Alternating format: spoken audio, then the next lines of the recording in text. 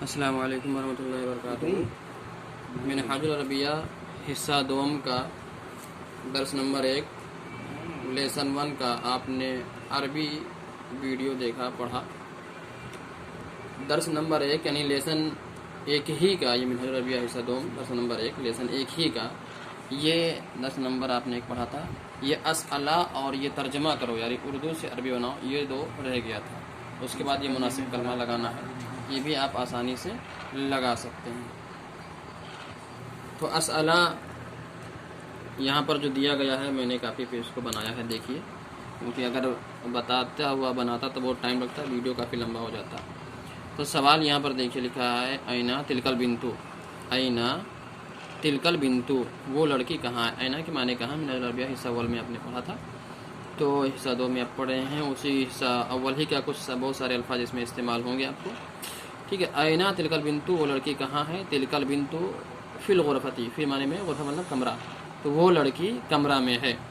لمن المبراتو، مبرات کے معنی ہوتا ہے، آپ نے پڑھا قلم تراش، تو لمن المبراتو، قلم تراش کس کا ہے یا کس کے لیے ہے؟ المبرات للبنتی، قلم تراش لڑکی کے لیے ہے یا لڑکی کا ہے۔ لمن القرواستو، کاپی کس کی ہے یا کاپی کس کے لیے ہے؟ القرواست للبنتی، کاپی لڑکی کے لیے ہے یا کاپی لڑکی کی ہے۔ کیفا تلک المبراتو، وہ قلم تراش کیسا ہے؟ کیفا مطلب کیسا، وہ قلم تراش کیسا ہے؟ تلک المبراتو جدیدتن، وہ قلم تراش نیا ہے۔ پھر دیکھیے لکھا اینت طاویلتو، طاویلتو مطلب میز، اینا مطلب کہاں، اینت طاویلتو میز کہاں ہے؟ الطاویلتو امام البنتی، امامہ منہاج العربیہ حصہ اول میں آپ نے پڑھا تھا، امامہ کے معنی ہوتا ہے سامنے، آگے۔ الطاویلتو امام البنتی، میز لڑکی کے سامنے ہے، لڑکی کے آگے ہے۔ من مشغول بالقراءتی، پڑھنے میں کون مشغول ہے؟ البنت مشغول بالقراءتی، لڑکی پڑھنے میں مشغول ہے۔ اس کے بعد آتا ہے آپ یہ ترجمہ کرو، ہے نا، ترجمہ کیا گیا ہے، دیکھیے آپ کا اردو سے عربی بنایا گیا ہے، آپ بھی دیکھ لیجئے اس کو اور اچھے سے پڑھ لیجئے اور یاد کریے، اس کو اپنی کاپیوں میں نوٹ کر لیجئے، ہمیشہ کے لیے لکھ لیجئے۔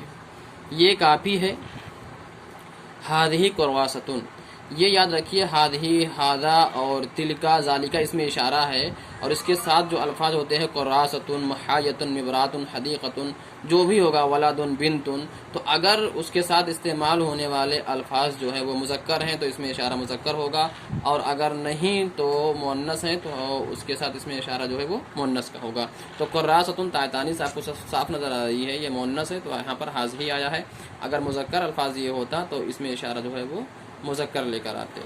یہ کاپی ہے، ہادہی قرواستن، وہ ربر ہے، تلکا محایتن، یہ قلم تراش ہے، ہادہی مبراتن، وہ باغ ہے، تلکا حدیقتن، یہ مدرسہ ہے، ہادہی مدرستن، یہ میز ہے، ہادہی طاویلتن، وہ کرسی ہے، ذالکا کرسیٌ، کرسی مذکر اس لیے ذالکا لے کر آیا، وہ کرسی ہے، ذالکا کرسیٌ، یہ دوات ہے، ہادہی دواتن، وہ قلم ہے، ذالکا قلمٌ، یہ لڑکا ہے، ہذا ولدن، ہذا ولدن، وہ لڑکی ہے، تلکا بنتن، وہ باغ خوبصورت ہے، باغ خوبصورت ہے، الحدیقۃ جمیلۃ، باغ خوبصورت ہے، الحدیقۃ جمیلۃ، مدرسہ بڑا ہے، المدرسۃ کبیرۃ، کبیرۃ مدرسہ مبتدا اور کبیرۃ موصوف اور کبیرۃ اس کی صفت مبتدا اور خبر بھی ہوتے ہیں، تو اسی وجہ سے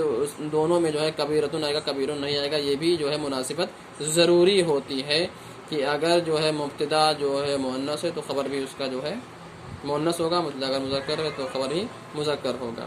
تو مدرسہ بڑا ہے، المدرسۃ کبیرۃ، گفتگو مفید ہے، المحادثۃ مفیدۃ، تعطیل قریب ہے، العطلۃ قریبۃ،